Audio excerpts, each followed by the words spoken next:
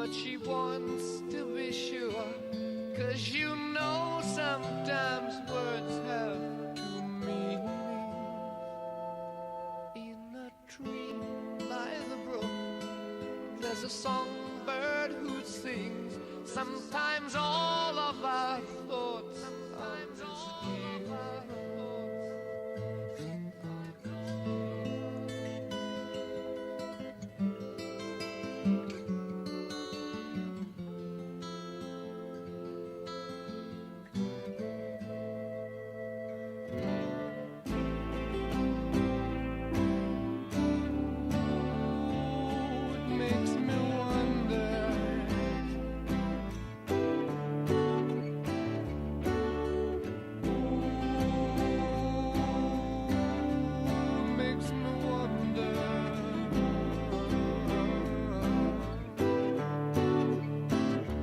There's a feeling I get when I look to the west, and my spirit is crying for leaving. In my thoughts I have seen rings of smoke through the trees, and the voices of those who stand looking.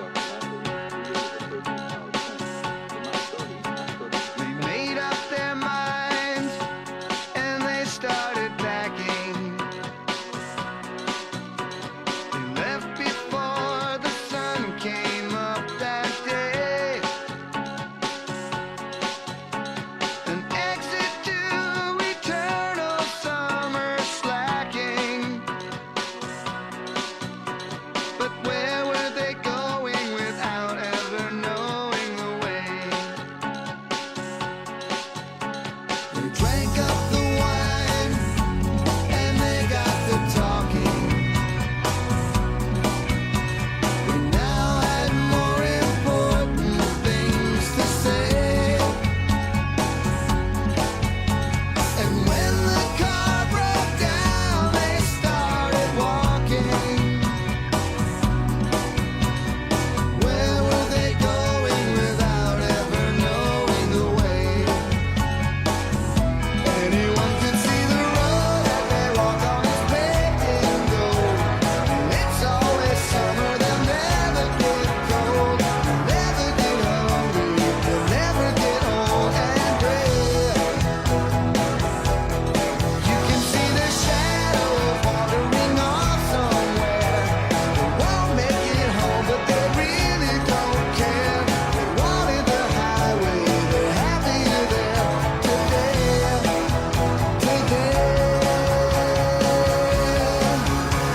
The children woke up and they couldn't find them. They left before the sun came up that day. They just drove off and left it all behind them. Where were they going without ever knowing the way? Anyone could see the road that they walk on is paved in gold. It's always summer, they'll never get cold. They'll never get hungry, they'll never get old and gray. You can see the shadows wandering off somewhere. They won't make it home, but they really don't care. They wanted the highway, they're happier there today.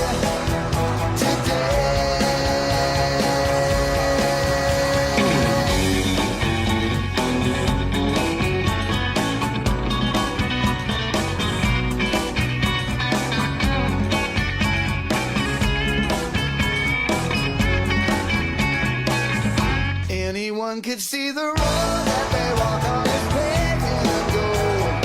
And it's always summer, they'll never get cold. They'll never get hungry, they'll never get old and gray.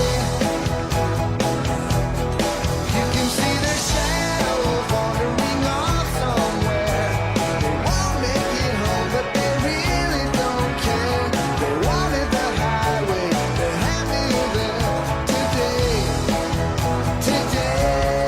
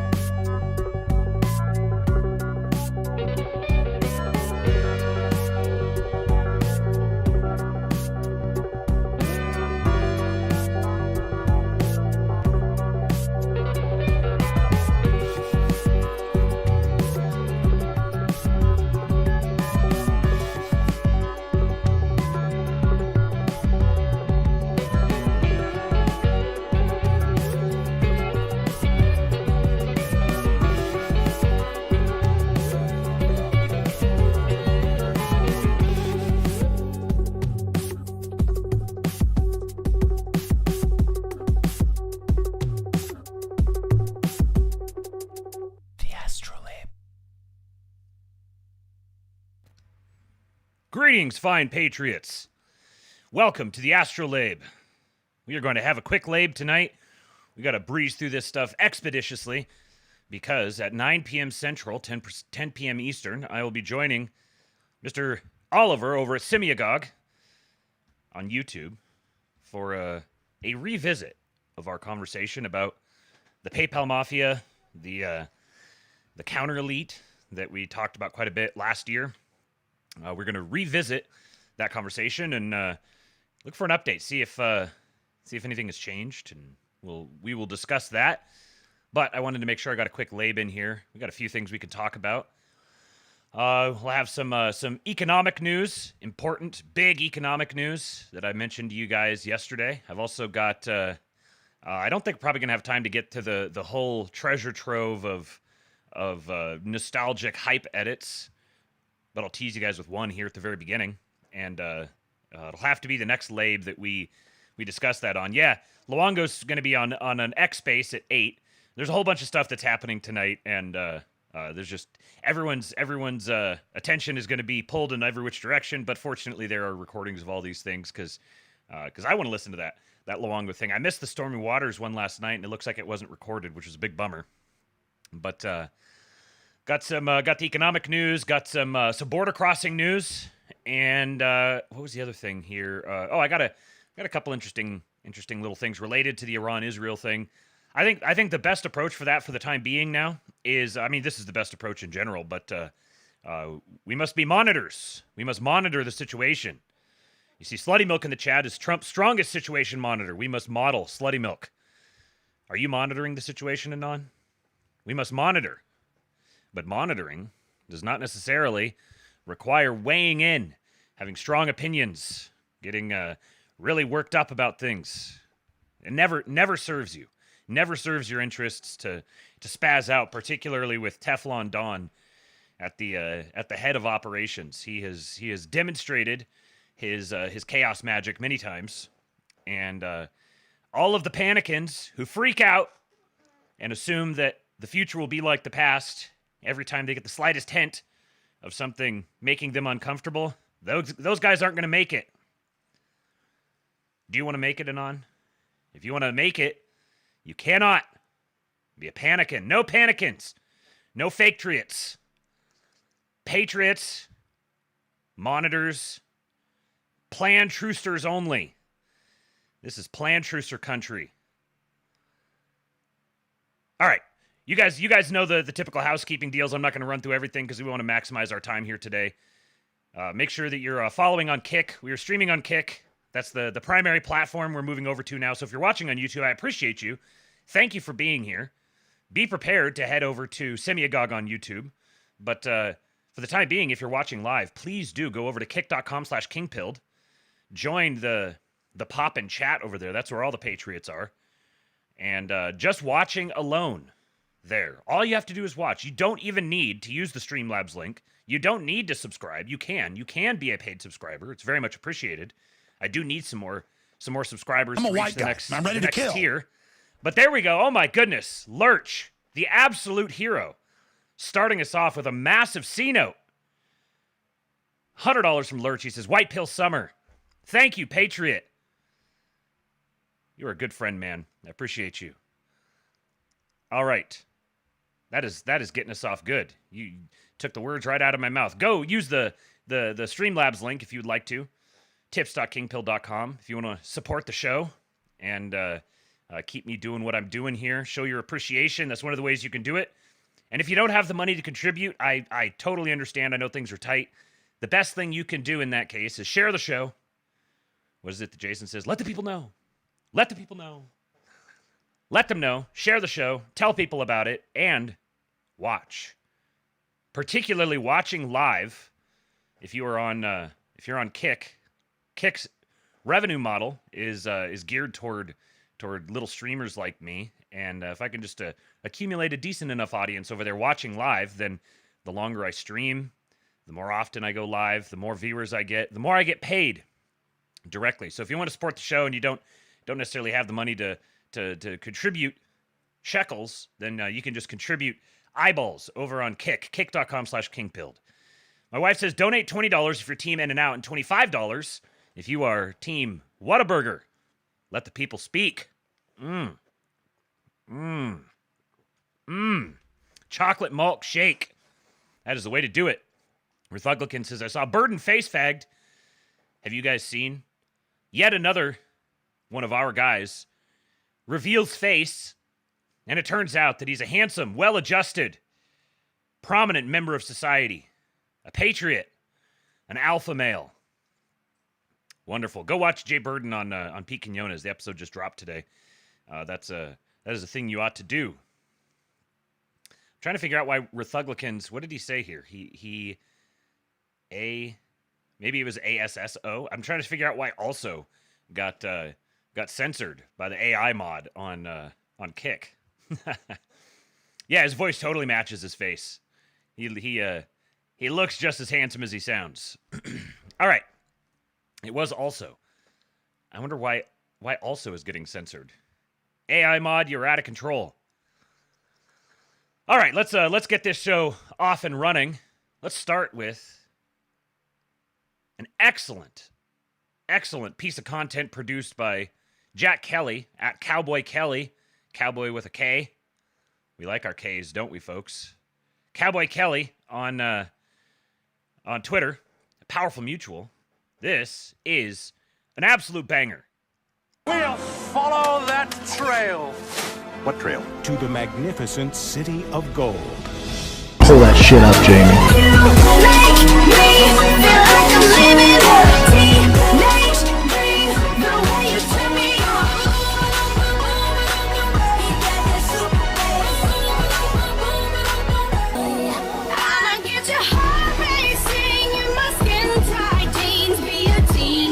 Dream tonight.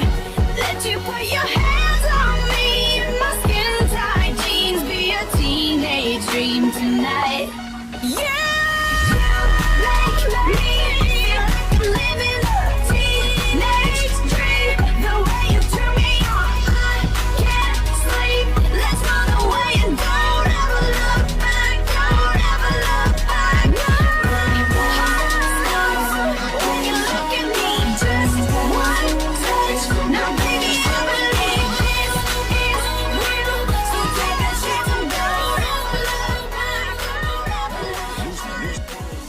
Jack Kelly. Apologies for blowing out the eardrums there. There just seems to be no way to predict exactly how the sound is going to translate through Streamlabs once I get going here. Sorry I did not pull that down, pull the volume bar down there ahead of time. That was loud. That song there, of course, one of these white girl songs, and I know it's not a white girl singing, but it's absolutely was a white girl song when it came out. But it's been out for 10 years now. That means it is now a white boy summer banger. It's ours. We have taken it. We've colonized it. We will keep it. Shout out to Cowboy Kelly. We'll have a bunch more where that came from. Aristophanes down here. Another Patriot. Look at that. And Logan Hall. Man, all the Patriots showed up in these replies. Speaking of Patriots, look at this guy. U.S. Border Patrol Chief Michael W. Banks says, we show up, we stand firm, we carry out the mission despite the noise. Are you guys... No, I'm going to answer this question even before I ask it. You guys are not prepared for this. You guys are not prepared for the absolute keynote coming out of the Border Patrol's social media presence. Strap in, folks. This is going to be fun.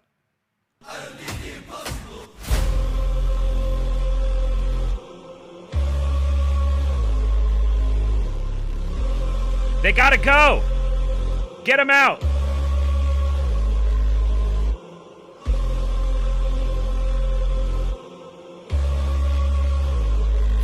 Even the big booty Latinos gotta go. Sorry. Sorry, Alex Stein.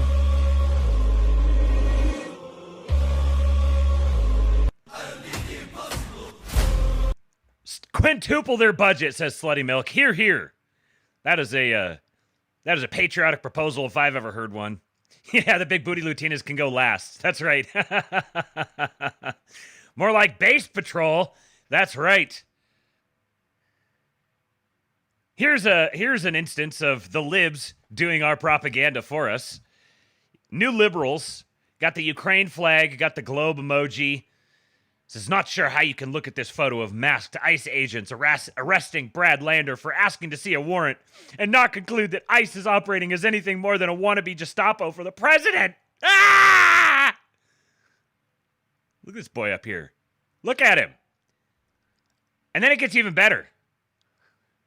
Another one, we got a femboy.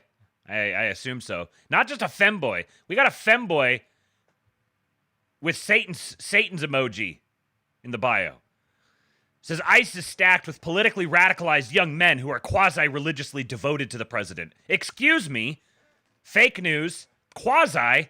Get this fucking quasi out of here. There is nothing quasi about the religious devotion to the president. They're consistently being given more power and have shown zero respect for federal law. They're a ticking nuclear bomb in government. This is our nuclear bomb.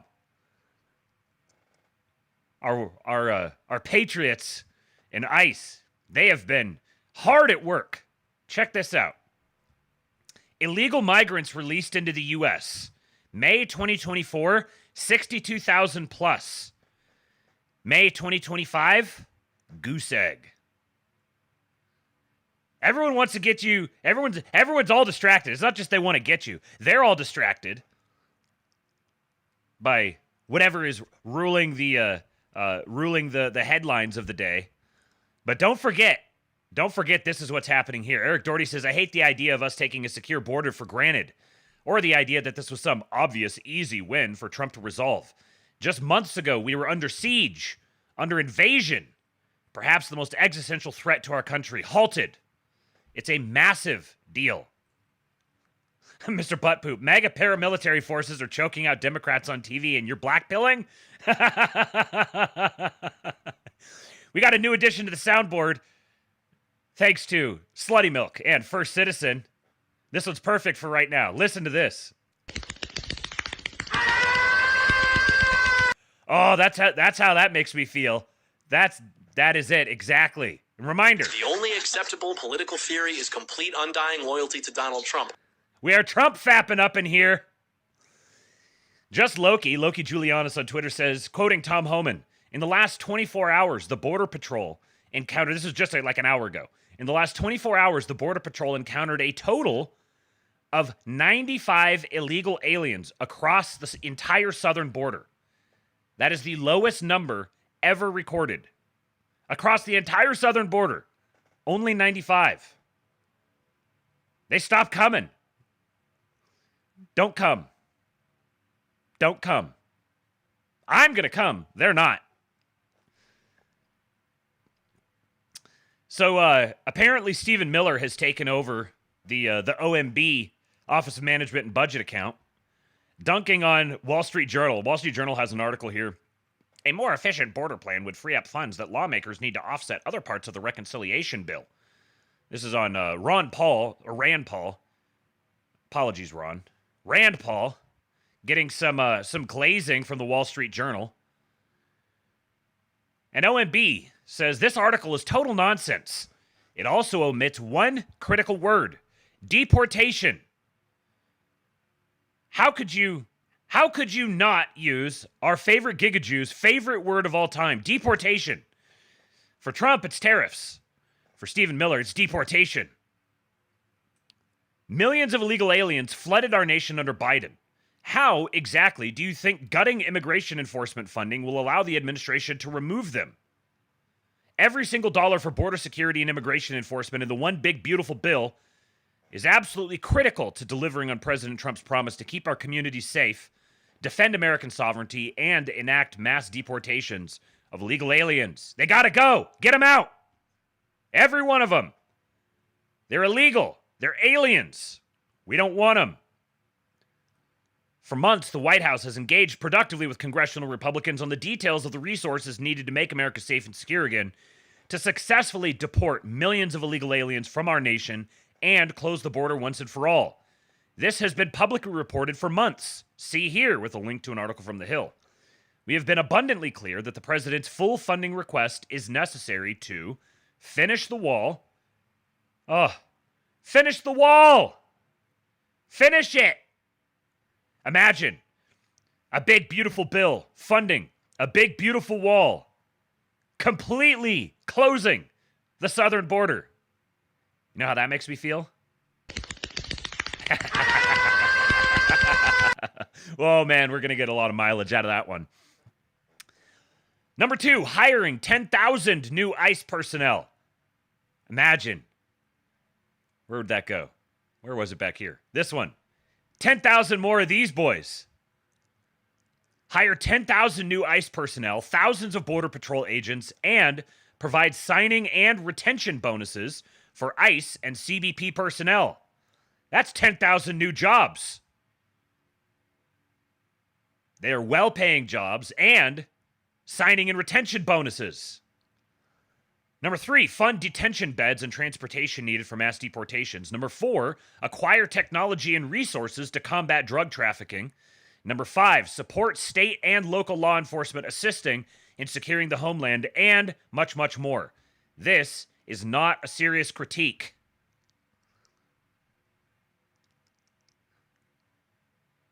The OMB Twitter account is not the only thing that our Gigajew has taken over. We've mentioned this before. We got a new article out of Raw Story. Kristi Noem demoted to PR person as Stephen Miller runs DHS. From an ex-insider. Stephen Miller is the one who really controls the Department of Homeland Security. Former Trump administration Homeland Security staffer Miles Taylor, famous for his anonymous resistance op-ed during Trump's first term, told former presidential advisor Sidney Blumenthal and historian Sean Willents in their Court of History podcast released this week. DHS Secretary Kristi Noem has been demoted to nothing more than a mouthpiece for his agenda, he said. What do you hear about what people think on the inside about Miller's power, asked Willents, shortly after another revealing segment in which Taylor speculated that even President Donald Trump's inner circle no longer sees him as fit for his duties. It's almost absolute, said Taylor. You know, he would never say that. Stephen is very, very careful to always be entirely deferential to the president. However, he said in one revealing incident in 2018, Miller, quote, was growing really, really frustrated with the slow walking that was happening over at the Department of Homeland Security when it came to some of the president's more outlandish ideas. He wanted to do a lot of things that just our lawyers knew would so clearly break the law. And not only did we not want that for the country, but people like me didn't want to go to prison because of it, right? And so Miller persuaded Trump behind the scenes to give him effective control of DHS, Taylor continued. It wasn't some public announcement, but he'd gone to the president and said, look, I'm tired of this, basically give me the authority to make some of these decisions over at DHS and essentially override the department. And he called me to tell me this. I remember where I was. I was driving on Capitol Hill, and it was the words he used that stuck with me. He said, think of this as my coronation. King Gigajew. Think of this as my coronation. That's what he called it. He called it his coronation, that he'd gotten the president to empower him to take on these new duties. There's a lot of royalist thinking, it seems to me. Automatic royalist thinking, Blumenthal interjected. There is, though, said Taylor. And that was, I think, the most revealing thing that I ever heard come out of his mouth. And Stephen, you really rarely get these unguarded moments with him. He's extremely guarded. And that was sort of an unguarded moment from him, but I think illustrative of not just where his head is at, but also how this administration, like you said, thinks of governance is not in terms of democracy and checks and balances, but how can you consolidate total rule? I am chubbing out over here. Never been so hard. And now Stephen certainly has that inside this administration. He's got much more authority than he had before, and you're seeing what that looks like if left unchecked. Give me more! More! I need more. Uncheck the Gigajew. Cut him loose.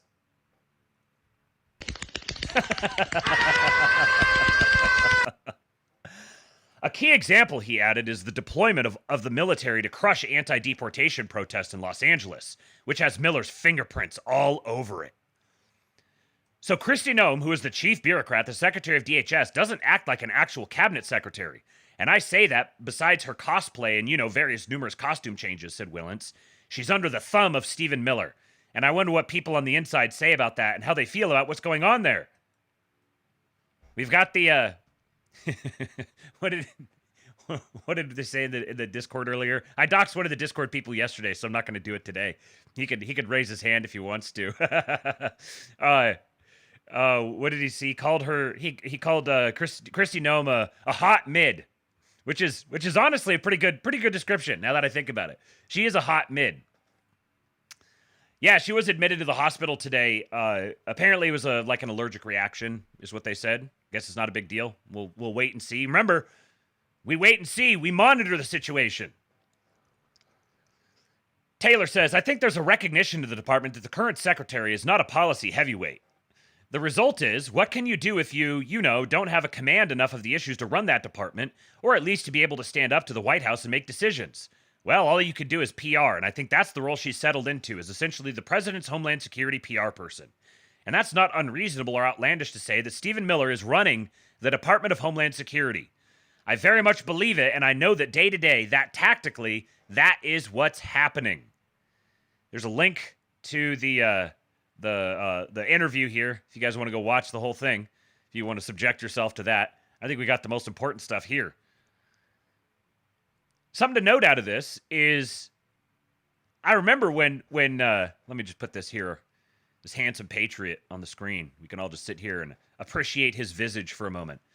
I remember that when Kristi Noem was announced as the DHS secretary, there was a lot of people, a lot of panicans, who blackpilled about it. Oh, Trump, here he is surrounding himself with terrible policy advisors again.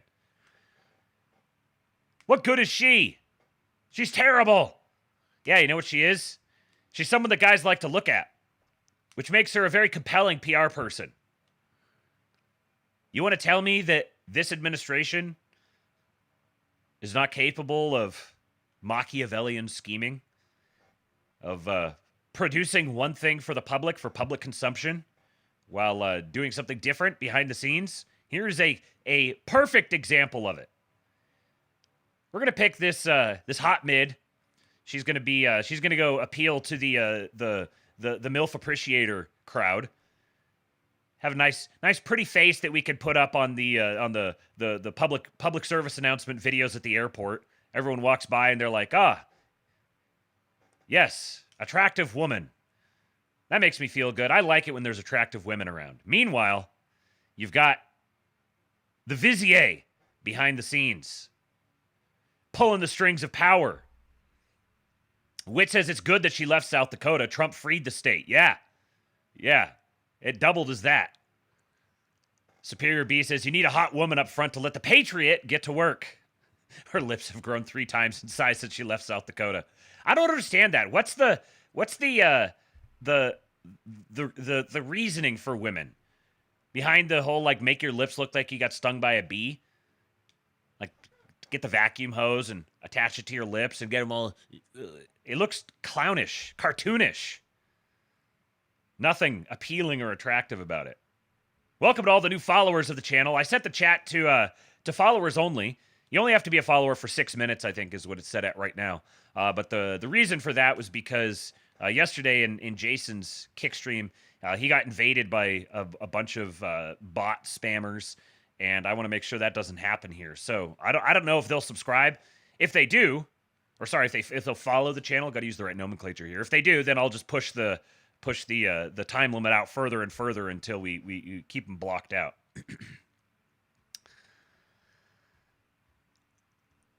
First Citizen says hot mid still equals a wood. Oh no, I can't read some of that. Nope. We can't put that out for the the ears. I think my son is listening right now. I don't want to expose him to too many things just yet. Slay Milk says, of course a Jew is behind the scenes really pulling the strings. You know, we get to have one too, as a treat. And another thing that just dropped just before I went live, from Wired, Scoop.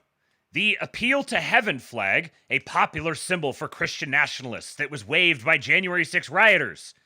There's that little between the two commas statement that Michael Malice identified a few years back as this technique that the regime press will use. They'll say like noun or name, person's name, comma, who list off big scary bad things, comma, did da da da da da. So the Appeal to Heaven flag, comma, a popular symbol for Christian nationalists that was waved by January 6 rioters. Like you could say shoes, a popular article of clothing among literal Nazis that was worn by January 6 rioters as they stormed the Capitol. Anyways, the Appeal to Heaven flag was raised over the Small Business Administration headquarters last week. You can see a picture of it right here. A controversial Appeal to Heaven flag that has recently become associated with the Stop the Steal movement and Christian nationalism was flown above the Small Business Administration agency last week in Washington, D.C.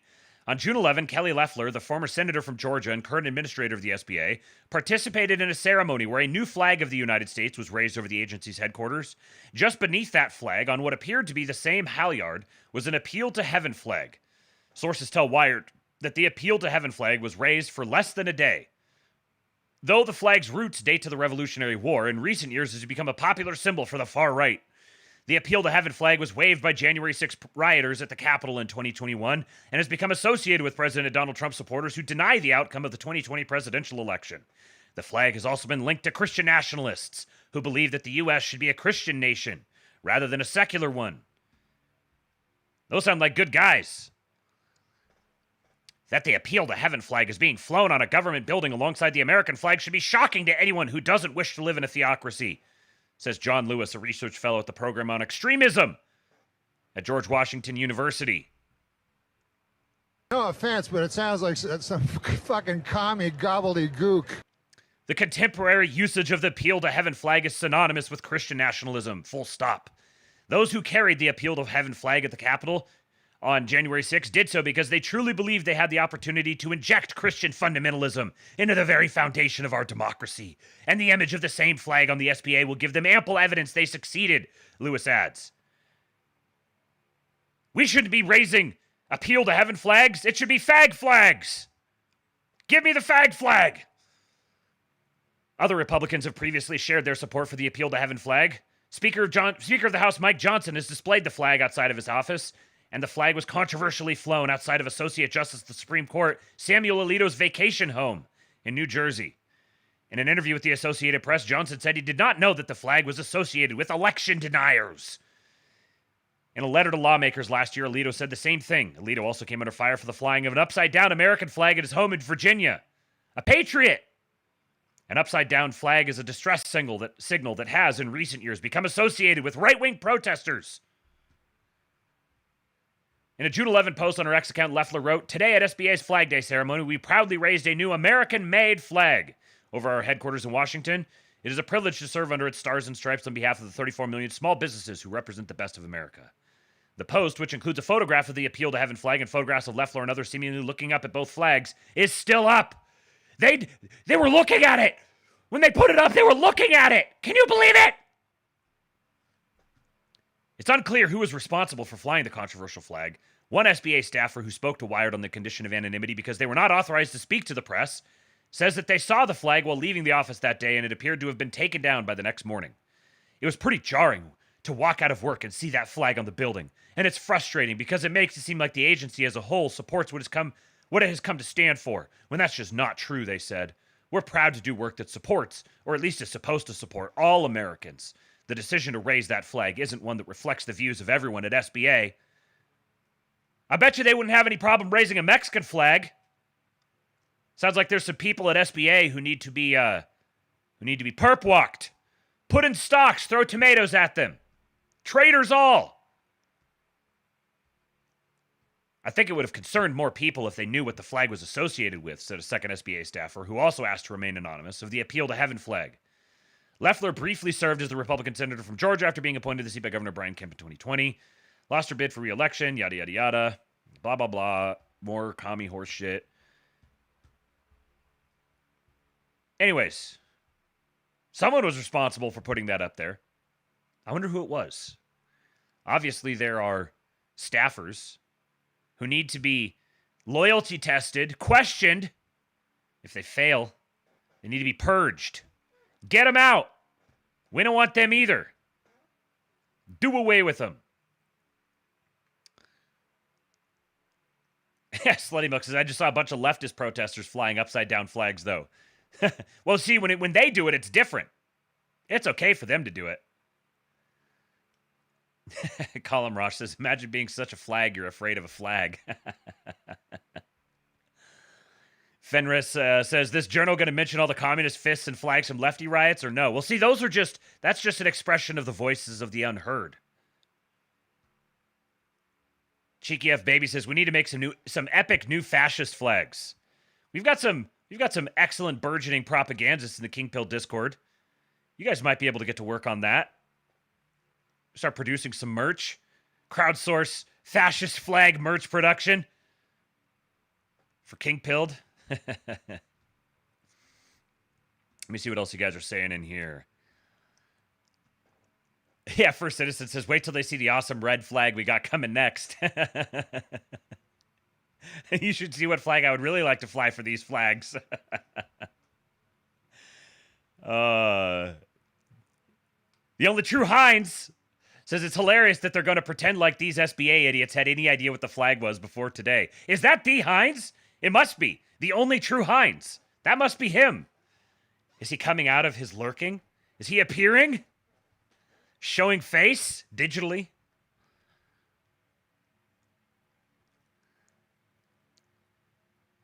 So speaking of Patriot, John Doyle.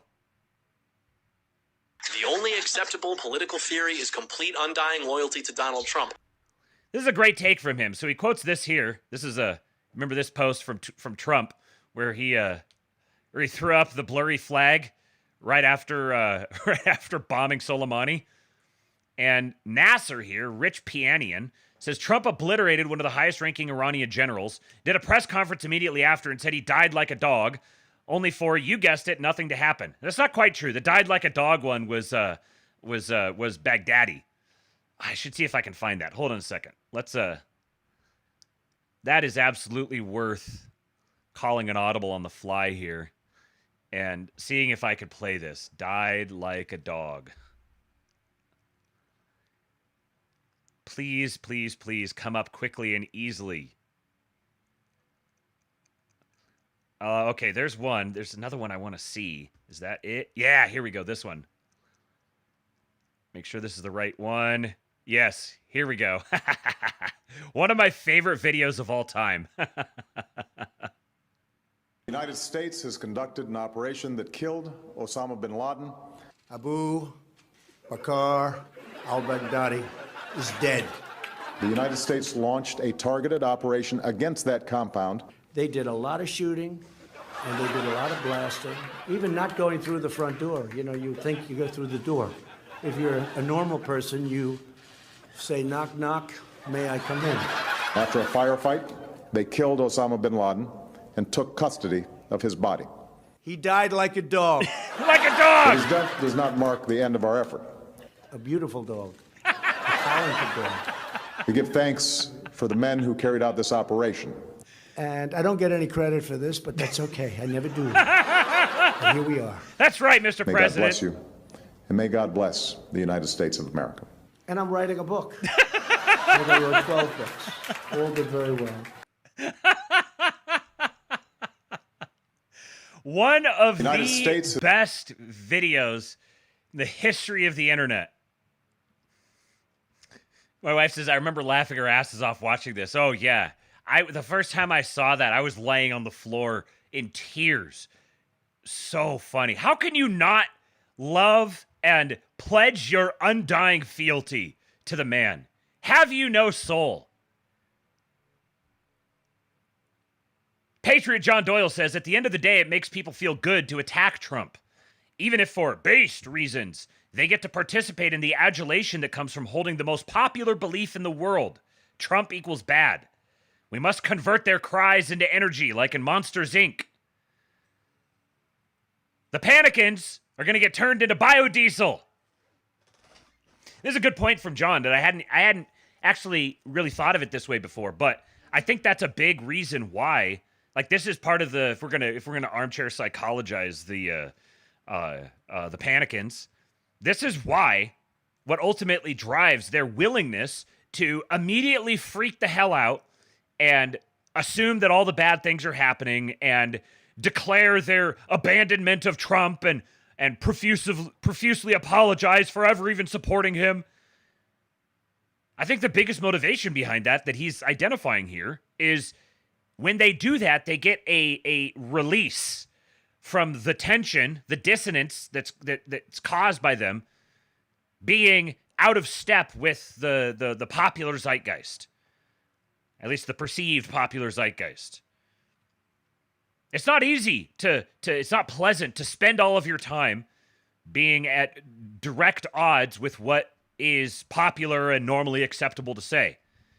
We've spent 10 years being inundated, just more like the greatest mass freak out propaganda campaign of all time, convincing us Trump is evil. And it takes stern shit to be able to stand in that storm and hold your post. The goblins, the wretches, the demons are pelting us relentlessly with demoralization. And it's much easier to just give in to that demoralization and suddenly get to feel like, oh, now even if this isn't conscious, it's just subconscious. But like, oh, now I don't have to feel like I get to move on to the side of all the other people. Everyone's like, oh, Trump is bad, Trump is terrible. And I'm like, no, he's okay, he's good. There's this thing, there's that thing. And then the moment comes and it's just like, I can't take it anymore. I got to step across the line. I move over there. Oh, okay, now everywhere I go, I hear this constant barrage of how evil and bad and everything Trump is. And I can to myself, because I'm the very smart guy. I'm from the very smart guy brigade. And I can say, yes, very soberly, yes, Trump is bad. He's not bad for those reasons. I understand, but it's okay. I'm the smarter one. I'm the one who understands that Trump is bad for the smart reasons. I don't have dumb reasons for thinking Trump is bad. I have smart reasons. I'm a very smart guy. Pathetic. Traitors. Miscreants. Panicans. Don't abandon your post. If you abandon your post when the going gets tough, You're a dog. I already played that. Here's an interesting little anecdote. This is from a new policy org, which is a bunch of like progressive libs, I think. America's lobby for a new U.S. policy toward the Middle East, advancing our national interest by centering Palestinian freedom, equality, and human rights. You can just see it here. They're centering it. Here's your tip-off as to what segment of the population this organization represents. Breaking. A new policy org sources tell us that a meeting yesterday, now this was tweeted yesterday, so this is from the yesterday referenced here was 2 days ago. A meeting yesterday between U.S. Ambassador Mike Huckabee and Israeli Prime Minister Netanyahu devolved into a shouting match over Netanyahu's objections to U.S. plans to evacuate our citizens from Israel and the wider region. Bibi's like, no! Don't take away my human shields! You're going to ruin my plan to drag America into a war. I need those Americans here. I need American citizens in Israel so I can get them killed. That way I could force Trump to send over the mass amount of forces and everything that I want. U.S. officials believe that Netanyahu's objection was predicated on his desire to hold U.S. citizens at risk in order to increase the likelihood of U.S. entry into Israel's conflict with Iran. Bingo. Now, who knows if this actually happened? We're citing a bunch of libs who are citing anonymous sources saying that it happened. However, it slides very neatly into my headcanon, so I'm going to simply believe it without question. This is a very interesting story. Now, an update happened just before I went live. I saw the update on it, which is disappointing but understandable. Let's read this here. This is from JNS, which I can't remember what JNS stands for. It's, I think, Jerusalem News Service or something like that. It's a bunch of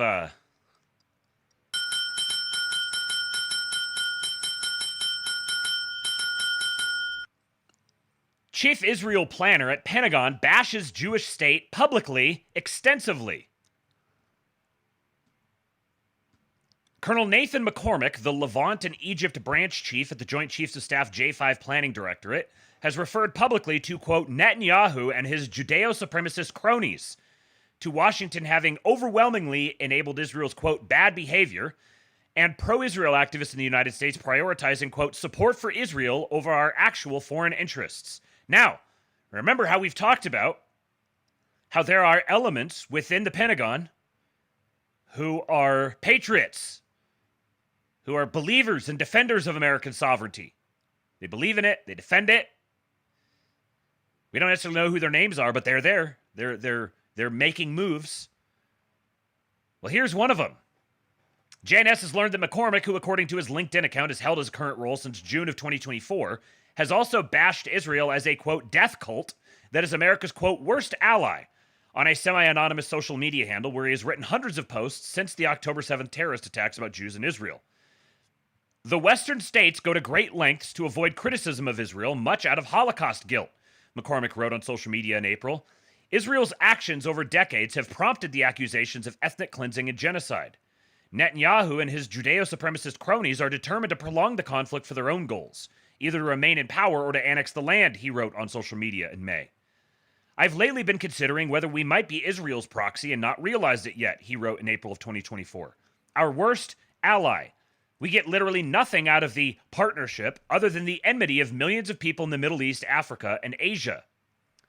The U.S. has not been an honest broker, he wrote in June of 2024. We have overwhelmingly enabled Israel's bad behavior.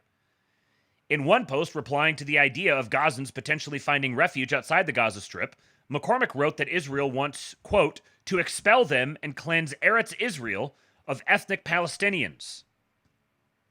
On October 11, 2023, 5 days after Hamas's terror attack, McCormick wrote that, quote, Israel has an absolute right to respond militarily, end quote, and, quote, civilians may legally be caught in the crossfire, end quote, but that, quote, Israel's responses always, not hyperbole, disproportionately target Palestinian civilians, end quote. Despite some attempts to anonymize his account, McCormick has repeatedly revealed his name and job title on the platform and has posted photos of himself that match his LinkedIn profile and that include his uniform name tag. JNS sought comment from the Pentagon and McCormick. How so? What data? This is literally what I do at work every day, he wrote to someone in May. I'm the Joint Staff J5 Israel Branch Chief. His LinkedIn profile indicates that he's also responsible for Egypt and the wider Levant. On October 3, 2024, he posted a photo of a Meritorious Service Medal certificate issued to Lieutenant Colonel Nathan E. McCormick on June 1, 2022. He has since been promoted to full colonel. Other posts include descriptions of his conversations with generals in the Israel Defense Forces, briefings from Israel's coordinator for humanitarian aid into Gaza, and aborted plans to send emails over the Pentagon's secret internet protocol router network for sharing classified information. A DoD contractor who has interacted with McCormick described the postings as dangerous. This is the kind of bitter oversharing I'd expect from someone who doesn't know better, the contractor said. But at his level and under his own name and likeness, it's mind-boggling. We have enough OPSEC and public perception problems as is. OPSEC refers to Operation Security. Oh, thank you, sir. Thank you. I didn't know that. The contractor raised the question whether McCormick's personal politics influence the advice his team provides to senior leaders. If this is what he's publicly sharing, who knows what he's saying behind closed doors, the contractor said. Who else has seen this? He's an easy mark for foreign intelligence agencies, the contractor said, publicly expressing such radical views that undermine the president's policy opens the door for bad actors to exploit. Posting discussions he's having with colleagues and details about conversations with foreign partners, I'm gobsmacked, the contractor said. Blake Johnson, director of communications at the Jewish Institute for National Security of America, described the tweets as disappointing. There should be lots of room in the U.S. decision-making process for vigorous and honest debate, but these anti-Israel rants seem out of place in a Pentagon that has such a strong working relationship with Israel's Ministry of Defense, Johnson told JNS. That's particularly the case for, quote, someone entrusted with the role of Chief of the Levant and Egypt branch of the Joint Staff Strategy, Policy, and Plans Directorate, he said. One theme of McCormick's post is that U.S. support for Israel undermines the United States. On August, McCormick wrote on social media that, quote, the problem with pro-Israel political activism in the United States is that it prioritizes support for Israel over our actual foreign interests. Instead, he has called John Mearsheimer and Stephen Waltz's 2007 book, The Israel Lobby in U.S. Foreign Policy, which the Anti-Defamation League, the ADL, has called a classical conspiratorial anti-Semitic analysis invoking the canards of Jewish power and Jewish control. So he has called it, quote, a very good book. The argument that the pro-Israel lobby in the United States has shaped U.S. foreign relations to support Israel in ways that are strategically harmful to both the United States and Israel still holds, even though the book was published in 2007, he wrote. I also particularly like the attention they pay to efforts to silence criticism of Israel's policy through claims of anti-Semitism, but also acknowledge actual anti-Semitism and condemn it, he said. The J5 Directorate of the Joint Staff is tasked with providing assessments and recommendations directly to the Chairman of the Joint Chiefs, per the Joint Chiefs of Staff website. Quote, the Joint Staff J5 proposes strategies, plans, and policy recommendations to the Chairman of the Joint Chiefs of Staff to support his provision of military advice across the full spectrum of national security concerns to the President and other national leaders. McCormick's profile includes a disclaimer noting that his tweets, quote, do not represent the position of the Department of Defense or any of its components, in line with the Army's online personal conduct guide. A bunch more spurging and crying. In April, McCormick wrote a reply to Senator Mark Wayne Mullen, from a Republican from Oklahoma, mocking his use of military metaphors in support of Secretary of Defense Pete Hegseth's plan to, quote, put the warfighter first. JNS sought comment from the senator's office. Quote, Grok, create an image of a plumber leading the breach, laying down cover fire, taking the high ground, exposing himself to enemy fire to communicate and bring back integrity, focus, and putting the warfighter first inside DOD, he wrote, addressing his reply to X's artificial intelligence image generator. He does a little memeing. On Monday afternoon, McCormick wrote about himself as part of the official defense community to endorse the casualty numbers put forward by the Hamas-controlled Gaza Health Ministry. Quote, along with the World Health Organization and United Nations, we, the Department of Defense, Department of State, and the U.S. intelligence community, consider the Gaza Health Ministry figures to be generally reliable, though not precise, he wrote. But probably less so now than they were originally due to the general destruction and chaos in Gaza.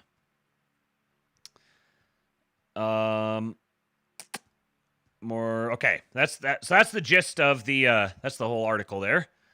Now, an update on the story, completely unsurprisingly.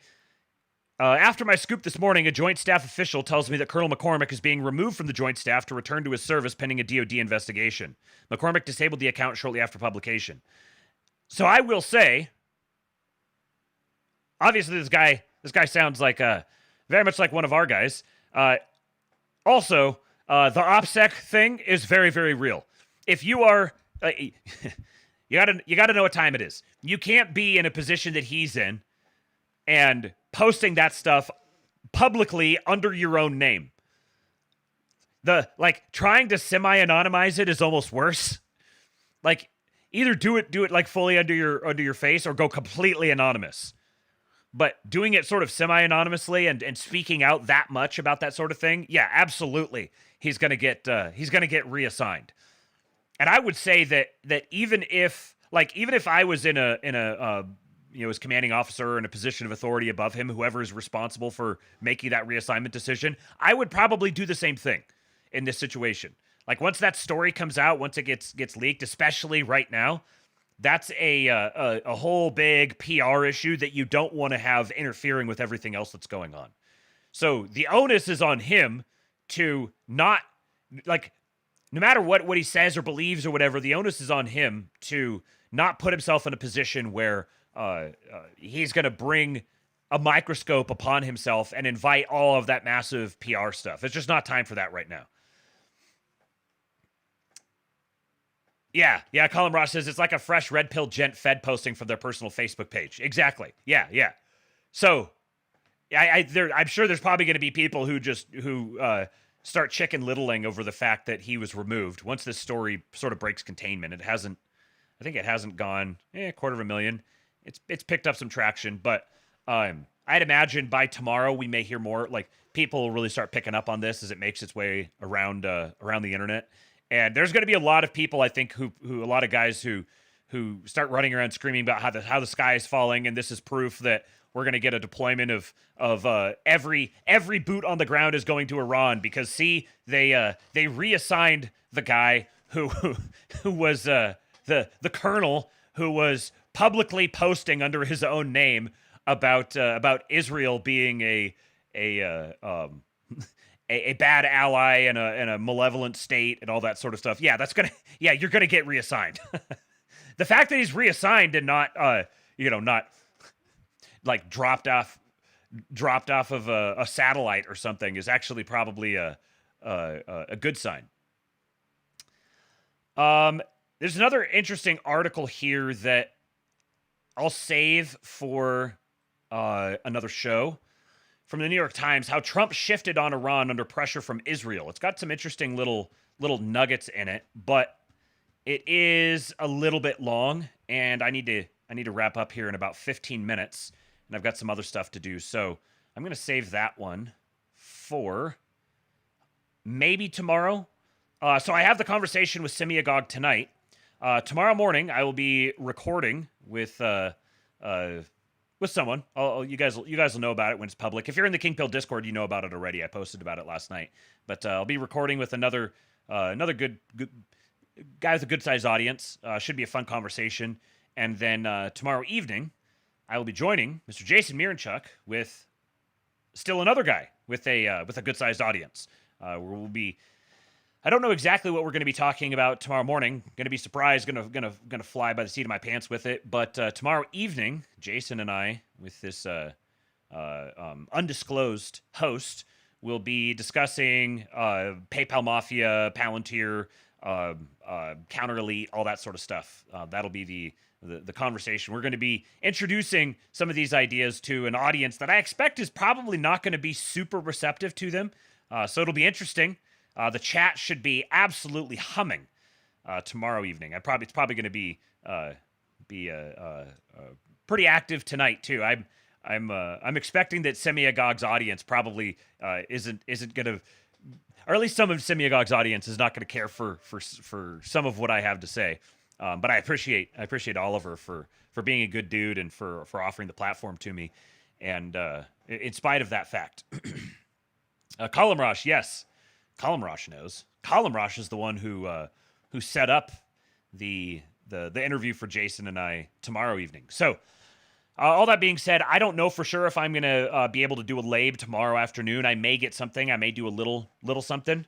There's this article to read, and there's also the Jordan Peterson and Michael Saylor thing that might be kind of an easy, low overhead thing that I could squeeze in tomorrow afternoon. But just so you know, if there winds up not being a LABE, it's because I got spread too thin tomorrow with the two different interviews. Okay, let's... How much time do I have here?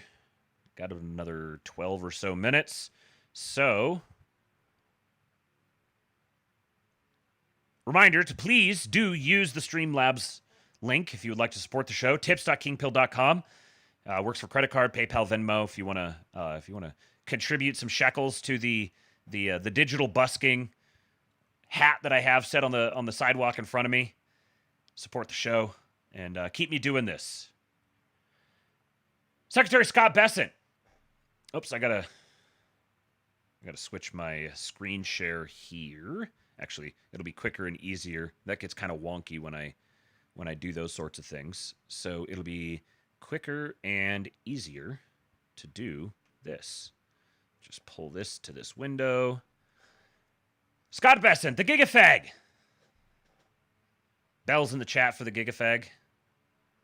Or, I don't know, what do we do for the Gigafag? I guess it wouldn't be bells. He doesn't deserve... We don't need to do pride flags, not for him. We need to have an emote that is appropriate for our Gigafag. My wife says, support Eastwood's paper towel art addiction. He's recreating Charlotte's Web tonight. He has a camp event that he goes to once a week with Amy, and Eastwood does, and he has a little lady friend there that her name is Daisy Jane, and he calls her Daisy James, and apparently he's probably more into her than she's into him, but they had a lot of fun playing together. The pictures today were just absolutely adorable. So Scott Bessent says blue-collar wages under President Trump have seen the highest increase in nearly 60 years. Blue-collar wage growth, the only other time it's been this high, wait for it, was during President Trump's first term. So we've seen real wages for hourly workers, non-supervisory workers, rise almost 2% in the first 5 months. Why is that? No president has done that before. And why is that? It's the president's emphasis on manufacturing. I think there's also likely a component of whether it's 12 or 20 million illegal aliens coming out of the workforce. And Joe Biden opened the border and it was flooded. And that for working Americans, that's a disaster because it's pressure on their wages. Blue collar. A reminder that there's a good reminder that there are still many good things happening behind the scenes or under the radar or not necessarily making the most prominent headlines, even though everyone wants to doom out about everything else. And who knows exactly how it's going to pan out. I'm still trusting, but there are still many, many good things that are happening, which is... Yeah, everyone gets really laser focused in on the tunnel vision on this is the thing that's happening. This is the whole world. Everything. This is the most important issue. Everything reduces down to this. Which is why in this quick show I wanted to do the deportations stuff, the border numbers, the other couple stories that I touched on here, indicating that there are many patriots lurking under the surface behind the scenes, and then this economic data stuff. So, for our incorporated ketchup product boy, he dropped a bunch of these links. I don't know if I'm going to get through all of them because time is running out here, but I'll get through as many of them as I can. Kratos boosts U.S. jet engine production with new Oklahoma facility. Kratos Defense and Security Solutions. Oh, man, why is it making me create an account? That is extremely, extremely queer. It didn't make me do it earlier. Is it not going to let me do the... I'm a white guy. I'm ready to kill. Okay, let's do this. Let's try remove paywall. is a little secret for you guys. It works sometimes, maybe like 70% of the time.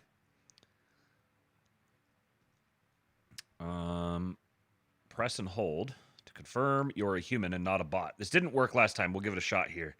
$10 from Slosher. He says, they can't all be 4-hour labes. Convert some black pillars. That's the hope. There will be more 4-hour labes to come. Okay, so that's not working. Let's try this one. Is that going to work? Let's try this one. Nope. All right, well, we'll just get the headline out of this story. It is... Let me see if I can see it before... No, it's not going to... Can I refresh? Nope, it's not going to let me see even the top few words of it. So, we got a new jet engine production, or boosting jet engine production with a new Oklahoma facility. New Oklahoma facility means more jobs for Heartland Americans. Another one. Envoy establishes U.S. manufacturing presence with new facility in Bloomington. The Bloomington Economic Development Corporation proudly announces that Envoy American Inc., a Canadian-based leader in precision-engineered steel infrastructure, is expanding its U.S. manufacturing operations with its new location to be headquartered in Bloomington, Indiana. This strategic expansion marks a significant milestone for both Envoy and the local community, reinforcing Bloomington's position as a hub for advanced manufacturing. Envoy specializes in custom steel solutions for telecommunications, infrastructure, and industrial applications, offering products such as monopoles, equipment platforms, and solar structures. The new Bloomington facility will enhance Envoy's ability to serve U.S. clients with faster lead times and increased production capacity while contributing to the local economy through job creation and investment.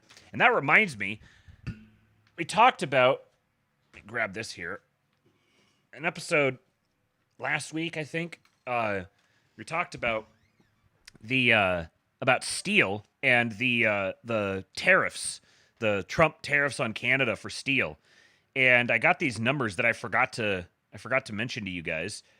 Canada in 2024 was accounted for 23% of all U.S. steel imports, and then 90 to 94% of Canada's steel exports go to the U.S. Now we have a Canadian steel manufacturing company expanding its U.S. manufacturing operations and creating a new headquarters in our new location in Bloomington, Indiana. Another story.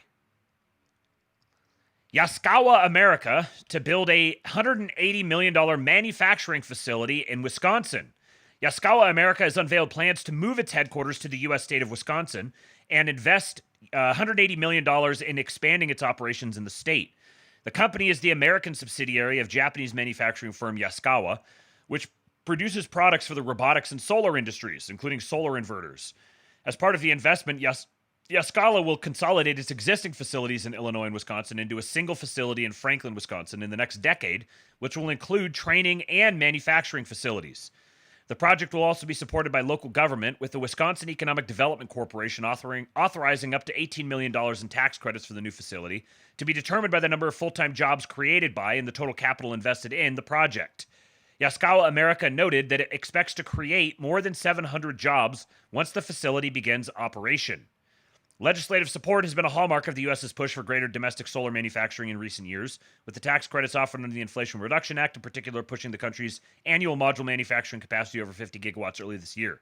It is for this reason that many in the industry fear the passage of President Trump's One Big Beautiful Bill, as it threatens to slash federal support for U.S. solar projects at a time when both the manufacturing and deployment sectors are showing strong growth. Yaskawa America's investment in the U.S. facilities will expand a solar manufacturing sector in Wisconsin that is historically focused on component manufacturing rather than module production. According to Renew Wisconsin, companies including Ingeteam,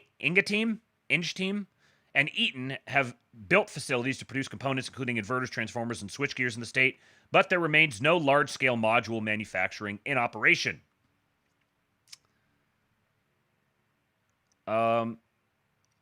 Hold on, get this pop-up out of here. Another one. Flex joins MIT's new manufacturing initiative, aims to reinvent U.S. industry with AI and global sustainability labs. Flex, the Texas-based global manufacturing and supply chain services firm, has joined MIT's newly launched initiative for the new manufacturing, a bold institute-wide collaboration aimed at revitalizing, and this one is paywalled as well. So many of these, I don't know what it is, but they're not paywalled when I look at them on my phone, but they are on desktop. I don't know why that would be. We'll try this real quick. And if it doesn't work, it doesn't work. Nope, that one doesn't work. Let's try this one. Nothing. Try this one. Nope. Try this one. Nope. One more. Oh, nope, nothing. All right, well, there you go. Aiming at reinventing U.S. industry with AI and global sustainability labs. Another one. Can shoes be made in the U.S. without cheap labor? In a corner of Kentucky, just outside Louisville, family-owned shoe company Keen is opening a new factory this month. The move fits neatly into the America First economic vision championed by the Trump administration, an emblem of hope for a manufacturing renaissance long promised but rarely realized. Yet beneath the surface, Keen's new factory tells a far more complicated story about what manufacturing in America really looks like today. With just 24 employees on site, the factory relies heavily on automation, sophisticated robots that fuse soles and trim materials, underscoring a transformation in how goods are made today. Manufacturing is no longer the labor-intensive engine of prosperity it once was, but a capital-heavy, high-tech enterprise. The labor rates here in the U.S. are very expensive, says Keen's chief operating officer, Hari Perumal. Guess not everything's perfect yet. Compared to factories in Asia, American staffing costs run roughly 10 to 12 times higher, he explains. It's a reality that forced Keen to come up with a solution back in 2010 when rising costs in China pushed the company to begin producing domestically, a decision which today offers it some buffer against Trump's tariffs, but it's far from a straightforward win. Shoemaking, like many industries, remains tightly linked to sprawling global supply chains. The vast majority of footwear production is still carried out by hand in Asia, with billions of pairs imported annually to the U.S. To make domestic production viable, Keen has invested heavily in automation, enabling the Kentucky plant to operate with just a fraction of the workforce required overseas. We're making products here in the USA very economically and very efficiently, says Mr. Perumal. And the way we do that is with tons of automation, and it also starts with how the products are designed and what kind of materials and automation we utilize. The challenges of reshoring manufacturing go beyond Keen. Major brands such as Nike, Adidas, and Under Armour also attempted to develop new manufacturing technologies in the U.S. around a decade ago, efforts that ultimately failed. Even Keen only assembles 9% of its shoes in America. It turns out that making shoes in a new way and at scale is complex and expensive.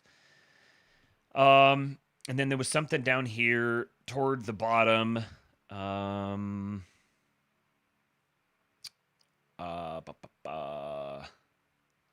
For companies like Keen and Oka, making shoes in America requires patience, investment, and innovation. The question is whether they and others can scale production under the protectionist policies now in place. Mr. Harward says there is definitely more interest in local manufacturing because of tariffs, noting that the supply chain disruptions caused by the pandemic also spurred greater interest in reshoring. But he's skeptical that tariffs alone will drive a wholesale return. It would probably take 10 years of pretty high tariffs to give people incentives to do it, says Mr. Harward. Even then, he believes the industry might realistically see only about 6% of production return to U.S. soil. As for Keen, plans that began over a decade ago are coming to fruition. It is the kind of patient investment only a family business can afford. We're a private, values-led company, Mr. Perumal explains. We're able to do these types of decisions without having to worry about quarter-after-quarter results. Still, even for companies who are already making shoes in America, the reality of modern manufacturing is that it's difficult to simply reverse decades of globalization. Keen's new factory is not a signal of a return to the past, but a glimpse of what the future of American manufacturing might look like, one where technology and tradition intersect. All right, I've got a handful more, but I'm going to have to save them for another day because I got to get out of here now. So, hopefully, this quick little hour and a half LABE will give you guys some of the white pills that you needed to make it through another day. And if it didn't, then go download the EWBSX app on Google and Apple Podcasts, or Google and Apple App Stores. You heard a little teaser of it here at the beginning. If you enjoyed that, it is a radio station made for patriots only. Eternal White Boy Summer. A white boy summer that never ends. Broadcasted from beyond the ice wall. The cyberbully is hard at work. corralling his little gnome workforce to crank out the white pill tonics that you guys need. So make sure you go download the app, EWBSX, the cyberbully. And stay tuned for much more to come. Go join the Kingpilled Discord. If you don't, you mom gay.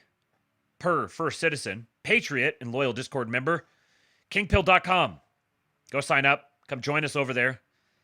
And let me grab the link here real quick, and I'll drop it in the chats for both YouTube, for those who, there's 40 viewers who are stubbornly holding out on YouTube. And for you guys, I will still offer you the link, Semiagog link, dropped in the chat there on YouTube. And then let's also put it in the Kick chat for you guys. I'll make it easy on you. You can just click it and head on over there. We'll be live here about the top of the hour, having a good conversation about the counter elite, the PayPal mafia, and such things. Patch the Kid says, YouTubers are now gay. Did you hear that, YouTubers? They're getting flamed over in the Kick chat. You better come over here and defend yourselves. One of the great things about the Kick chat is it also, it doesn't just go away when the stream is done. It's just constantly there. You just go to the Kingpilled channel on Kick, and you can leave a comment in the chat anytime you want. So if you have something you want me to talk about, or anything else, anything you want to say between shows, you can just go over there and drop it in the Kick chat. Kick.com/Kingpilled, tips.kingpilled.com. That also works when I'm not live. If you want to support the show, that's a way to do it. And do all the things. Go subscribe. And if you're listening to the podcast version of this later on, please leave me a 5-star rating and review. Helps the show, helps us grow it.